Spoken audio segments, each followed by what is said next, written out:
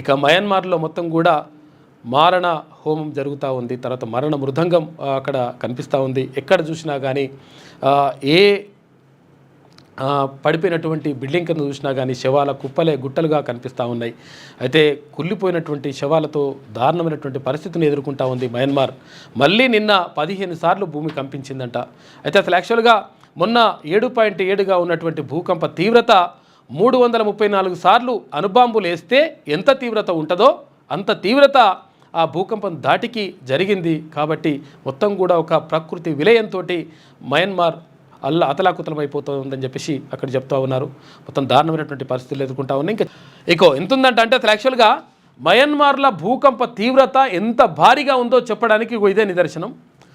334 అణుబాంబులంత శక్తి దేనికి ఉందంట? మయన్మార్ భూకంపంలో 334 అణుబాంబులంత శక్తి మొత్తం వచ్చేసిందంట. ఇంకేడుంటారు ఇక పాపం పబ్లిక్ ఎంత దారుణమైన పరిస్థితులు ఎదుర్కొంటున్నారు వాళ్ళు. 10 నిమిషాల్లోనే 15 సార్లు కంపించిన భూమి. వరుసగా 3వ రోజు ప్రకంపనలు నిన్న మళ్ళీ జరిగినట్ట. 15 సార్లు వచ్చిందంట. 1700కు పెరిగిన మృతుల సంఖ్య, వేలాదిగా క్షతగాత్రులు. కొనసాగుతున్న సహాయక చర్యలు. థాయిలాండ్లో 17కు చేరిన మరణాలు అని చెప్పేసి ఒక వార్త కనిపిస్తూ ఉంది. ఈ 1700 కాదు 10,000 దాటొచ్చు అని చెప్పేసి అమెరికా సంస్థ చెప్తా ఉంది. చాలా దారుణమైనటువంటి పరిస్థితిలో ఉన్నారు పాపం.